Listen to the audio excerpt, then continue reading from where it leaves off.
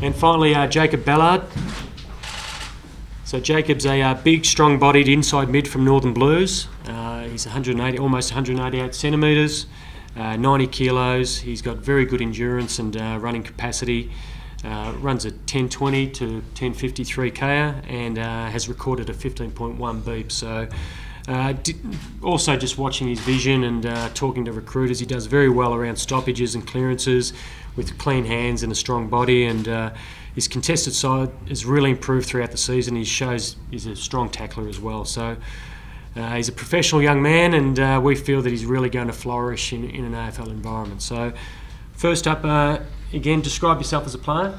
Yeah, so you sort of mentioned most of it, but I see myself as an inside midfielder who likes the contested situations, so likes being around the stoppages and working through there with the physical stuff, the tackling, and that's pretty much it.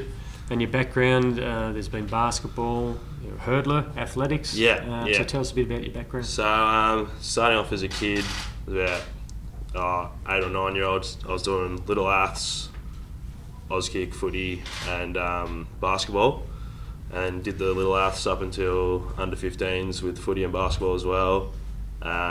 Sort of hurdles, long jump, triple jump were my best events, and then that was a bit too much doing 3 sports, so dropped that. Just continued with footy and basketball up until about 2 years ago, where I had to stop playing basketball because it was just too much, and really wanted to focus on the footy and give it my best shot. So yeah, that's it. And in regards to work, this time last week, explain everyone what you were doing this time last week. This time last week, so I was actually on a gap year this year, finished school last year, and just wanted to pretty much work this year and save up a bit of money.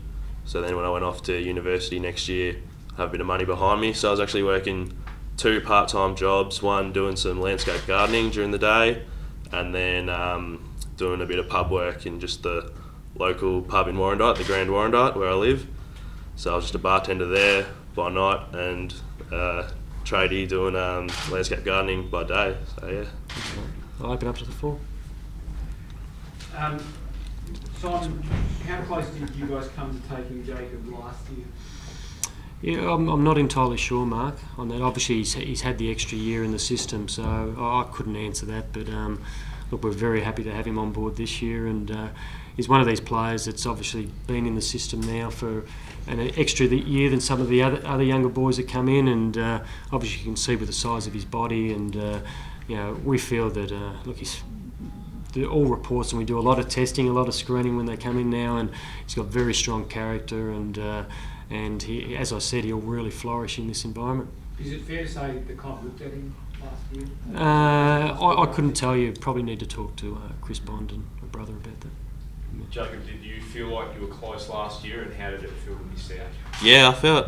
I guess everyone sort of tells you not to get your hopes up, and you try not to, but obviously deep down it's your dream to get drafted. So as an 18-year-old, I thought I was a pretty good chance, but obviously wasn't too sure.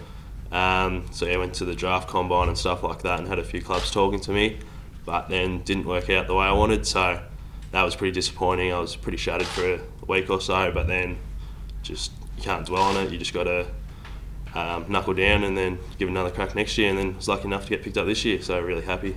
Did that experience make you work hard? Yeah, I think it definitely did. Like just going through the pain of missing out sort of gives me something deep down that I can always pull on, like something to drive me to train a bit harder and stuff. So a lot of players have it a bit easier going straight in and stuff, but now that I know how hard it is when you miss out, I think that'll help me now that I'm in the system. We've had a few examples of that over the last few years in Lee Spur, Michael Barlow, Alex Silvani, so Tendai Mzungu that have missed out, and they understand what it's like, so they're very grateful to have the opportunity. Jacob, did you watch the grand final this year? Yeah, I did. Yeah, just with some mates and stuff. So. What do you think Fremantle needed to do? Just a bit of composure probably. Like just kick a bit straighter on goal. That would have helped. Would you have ever thought, sitting there watching the footy, and half joking obviously, but that you could be here now, a couple of months later? Nah, never would have thought that I'd. I always wanted to. It was always the dream, but didn't think like that it'd be a grand final side or it'd be this soon. So yeah, it was just a massive surprise, but obviously over the moon and couldn't be any more happy. Bedford Victoria, what did you think of the Dockers? How did you view them From Victoria, just watching the grand final on TV, you could see their fan base is just ridiculous. Like, the whole crowd was pretty much, like, I've never seen more purple jumpers in the crowd at a game like that. So they obviously have a really good fan base and really strong supporters. But yeah, they played a great brand of footy last year. I'm just really excited to be a part of it this year. What did you set yourself to do, Jacob, after you had that week after the draft last year where you slid through?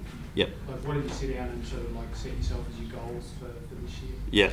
So yeah, I sort of had a couple areas which I wanted to work on. So I wanted to work on my speed a bit. So I did a bit of extra sprint training with an old athletics coach who he was really good. So I did a bit of work with him.